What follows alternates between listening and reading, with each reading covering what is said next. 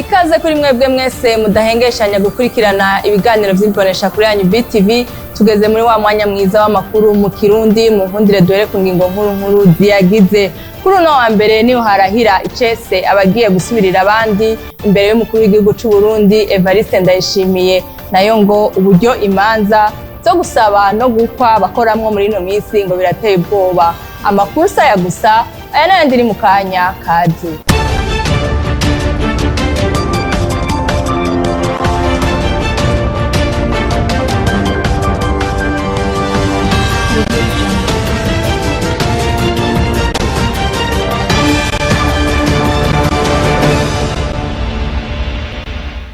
Ndasubiye kuba ikaze muri ano makuru. Kuri uyu wa mbere niho harahira icese abagiye gusubirira abandi mu mugwi w'igihugu ujejwe kumenya ukuri no kurahirarira hamwe n'abandi mu migwi w'umukuru w'igihugu wega ujejwe agateka kazina muntu imbere ya nyene icubahiro umukuru w'igihugu c'u Burundi Evariste Ndayishimiye. Inkuru ya Ahlet Mugisha. Abo bagiye gusubirira abandi bagize umugwi w'igihugu ujejwe kumenya ukuri no kurekuriranira abari mu bawuserukira hamwe n'abari mu mugwi wigenga ujejwe kwitaho agateka kazina muntu barahicese imbere y'umukuru w'igihugu Evariste Ndayishimiye ko batazodohoka kwibanga kandi ko bazokorera abarundi n'Uburundi. Abagize uwo mugwi w'igihugu ujejwe kumenya ukuri no kurekuriranira akaba barindwi ari nabo Olivier Nkurunziza, Bishop Nkeshimana Seth, Janine Nibizi, Anise Niyonkuru, Ambassadeur Rose Ntawe, Mediatrice Bizabishaka hamwe na Jean-Marie Ndayihereje. Abari mu bawuserukira nabo bakaba bari batatu: Ambassadeur Stella Bitiriganya, Ambassadeur Laurent Kavakure hamwe na Abdallah Kajandi. Abandi bari babiri bari mu mugwi wigenga w'igihugu ujejwe agateka kazina muntu ari nabo Gilbert Beko Njangwa hamwe na Chantal Niyokuri. Bakaba barahiye inyuma y'igihe gito batowe muri ayo mabanga. Ahlet Mugisha arakenuye kuri iyo nkuru yadutohoreje. Ugwaruka ngo rurakwiye gusaba gutanga inyigisho zikwiye kugira ngo bitunganirize imigambi yabo yo gusaba akazi. Ivyo vyagivugiwe mu ruganda rwatunganijwe n'ubushikiranganji bw'ugwaruka mu ntumbero yo gusaba abatwara amashirahamwe kugira ngo baze baratanga ubuzi ku bantu bimenyereza zitwa experience mu rurimi rw'igifaransa. Jules Verne Nakimana. Mw'ihuriro ryo kurabira hamwe ingene ugwaruka agoronswe ibibanza vyo kwimenyerezamwo ivy'ubuzi, Desire Manirakiza arongoye ishirahamwe Payeje avuga ko ugwaruka rutaratahura ivyo kwitunganiriza imigambi y'iterambere. Ugwaruka bize ariko rudasaka bazi ko mu Burundi bisanzwe abantu benshi bafise ibibazo by'ibijanye no kwiyandikisha, hari benshi batiyandikishije. Muri abo bakiyandikishije twasanze ku bice bingana ibihumbi amajana vy'ugwaruka bize ruriho rudafise akazi. Kuko abize badafise akazi basumba inshuro zitatu abize bafise akazi. Nyakubwa Olivier Suguru arongoye ikigo c'ubudandaji amahinguriro n'ingenzi CFCIB avuga ko ugwaruka rukwiye kwigishwa ibijanye no kwitunganiriza imigambi. Muti abajene bazaba des emplois bifuza gukora gusa. Ibibazo byose baramara. Ese narabize kwigisha kwigishwa kugira ngo abajene mbe yuko igwave pradezi. Icyo cyane. Icyaka Payeje yarafata en charge des projets z'amasosiyasiyo bashaka kuza kwiteza imbere. Mugabo kudevelopa PMI et moyens d'entreprise, et moyens d'industrie, à développer des forces supplémentaires d'accompagnement, tugakora création ya fonds d'appui au PMI.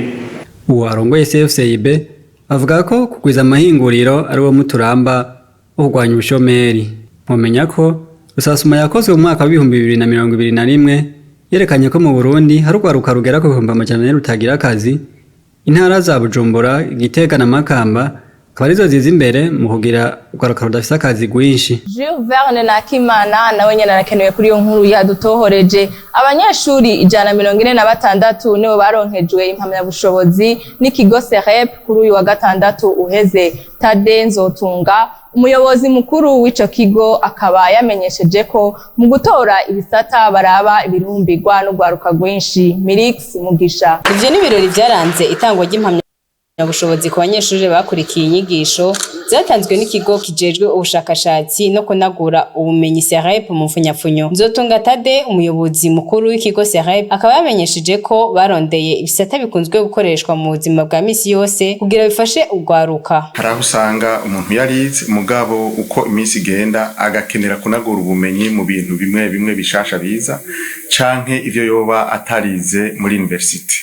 Aho rero twaciye turondera ingene dushiramwo ibisata bimwe bimwe bikunzwe kandi bifise uruhara runini mu buzima bw'igihugu. Ivyo vyose bishobora gufasha abakozi bariko barakora ari utwabo, ari muri leta, ari mu masosiyete yigenga, kubafasha gukora akazi kabo neza, n'abandi bavuye mu ishuri bahejeje kuronka inkaratasi z'imitsindo muri za kaminuza kugira ngo ivyo bataronse muri university tubibahe hama bibafashe kuronka akazi no kwihangira no kwishingira imirimo. Nayo abakurikiranye inyigisho bakaba bamenyesheje ko izo nyigisho zizobagirira akamaro kanini mu buzima bwa misi yose. Ikiryoshe muri izi nyigisho nuko tudugira amapratique tubishira mu ngiro ivyo tuko turiga kuko baraduha ibibazo nkaho tuco dushira mu ngiro ivyo tuko turiga bidufasha yuko ivyo twize tuvyumva tunabibona mu kazi ka misi yose tunabibona mu buzima muri ivyo tuba tuko turakoreramwo mu gihe umuntu abagiye mu gisata asanzwe akoreramwo canke yifuza kumenya urabibona kuko nabigisha baragusobanurira neza ku buryo witora ubona ivyo uri kuriga no kubishira mu ngiro. Mwomenya ko abaronkejwe impapuro zemeza ko bakurikiranye inyigisho bose hamwe ari 146 kandi ko uwarangije amashuri yisumbuye yiga amezi 3 nayo abahejeje kaminuza bakiga amezi 6. Mirix Mugisha nawe nyene arakenuye kuri iyo nkuru yadutohoreje uburyo imanza zo gusaba canke gukwa zikorwamo ngo muri no misi ngo birateye ubwoba. Ivyo bivugwa n'umukurambere Adolphe Ntibasharira aho ahanura abategura imanza gukoresha uburyo buke baba bafise. Tumukurikire Adolphe Ntibasharira. Abantu bwa mbere hoho baca bakorera mu kinyoma mu kuja kuresha umukobwa umuhungu akamwereka ibintu kumbe harimo ivyatiye barabeshanya iyo babubakiye ku kinyoma rero ntibigenda neza na gatonya. Urumva umuhungu yabona ubukene buramukwiye kandi nabageze kubaka aho yobwiye umukobwa ati ico mvise niki wankundo wagira tuzoronderera hamwe hama twubaka ugwacu ugasanga ikintu bagize ubwa mbere basohoye amakarata bafashe itariki amakarata y'ubutumire agasohoka ukaja wumva arahamagaye abantu muri komite umuntu wese w'igisanira azi ko afise ikintu ufise imodokari akamushiramwe kugira ngo aze yimusabe ari izo mutwarira ubugeni. Ubundi ukaja wumva mu rubanza bavuze ngo umuntu ngo nazane icafise turabico twoterera umuntu aho rero yabagiye inama n'abantu abanaga ibintu bimwe akabitira. Ivyo bintu birababaje cane.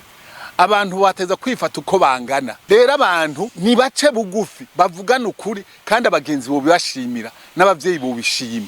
Hanyuma abavyeyi ntibagorane cane n'ukuri. Mugabo ari umwana afise naryohera umuryango nivyo. Mugabo atarinze kugora iyindi miryango y'inshuti kuko iyo miryango nayo nyene murabona ubukene turimwo bw'ubu. Igiteramo cyo guhimbaza umunsi mpuzamakungu wahariwe umuziki tatunganijwe n'ishirahamwe Menya Media cabaye akaryo keza ko gutanga impamyabushobozi ku baririmbyi bakurikiranye inyigisho zo kwitunganyiriza imigambi hamwe no kwimenyekanisha biciye mu mugambi PASAC. Ange Negrita irakoze.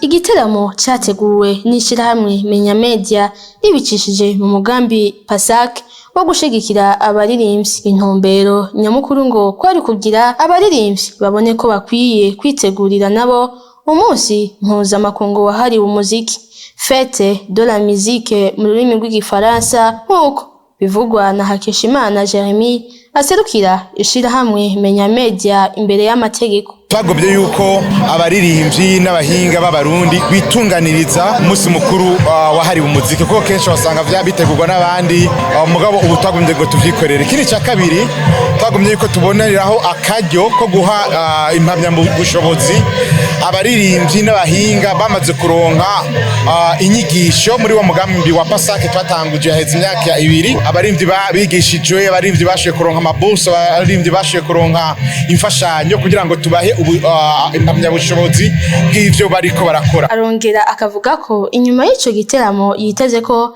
hari kizohinduka mu kuzana imigambi yabo akanagira ko avunira akagohe abaririmbyi. Nyuma y'iki giteramo turizera yuko abazoza n'imigambi ari benshi abazokwiyandikisha mu nyigisho dutanga ko bazoba benshi twitezga yuko ibi bintu bizotuma byukuri bava mu gacerere bakaza bakiyandikisha ari benshi.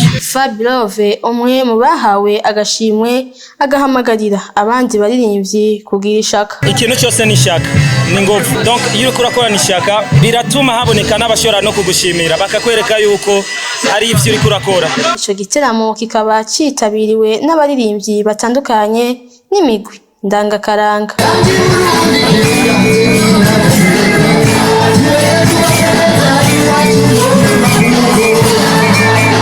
Negrita Irakoze arakenuye. Umuririmbyi w'umurundi Mugani Desire benshi batazira Big Fizzo amenyesha ko umuziki ndundi mu mahanga bawukunda cyane kandi ko atakintu baturushije kinini atari uko bakunda ivyabo, akavunira n'akagohe abaririmbyi kubaha ababakuriye hamwe no gukunda umuziki ndundi. Ivyo akaba yabishikirije mu gihe yaramaze igihe kitari gito ariko arateramisha ibiteramo mu mahanga. Tumukurikire Migani Desire. Iyo uri hanze niho ushobora kumenya kubona yuko hari ahantu umuziki w'i Burundi ugeze, kuko hari abantu benshi bavyitabiye vraiment. Peut-être que c'est chaque fois ngo ni Fizzo gusa canke iki, ariko nimba hashoboye kuza n'abanyamahanga n'abandi canke ikintu kuvuga yuko umuziki ndundi ugeze kure. Nta na kimwe baturishije mugabo twebwe nuko turi bigaba, sino nta na kimwe baturushije vraiment. Preuve nuko umuntu nkanje nagiye hanze nkavuza abantu bagashima bakumva son ya musique bakabishima, c'est tout. Nandi nta na kimwe tubuze nga tubuze juste gushigikirana nta kindi. Kimwe gusa sishaka kuvuga ibintu byinshi, kimwe gusa no babwira discipline. Uko yufise discipline ibintu byose biri. Yari Mugani Desire batazira Big Fizzo. Akabe na nkuru ya nyuma duciye tugarukiriza kamakuru yacu yo kuri no munsi. Reka nshimire bagenzi banje bafashije kuyatorokanya hirya no hino ngo yenda bashikiza tankomanzi. Nshimire bagenzi banje bari mu buhinga bw'ivyuma, ntibagiye gushimira Arlette Mugisha yarahagarikiye. Nshimira namwe mwese mubandanya mukurikira ibiganiro vy'imbonesha kure yanyu BTV Burundi. Murakoze naho utaha.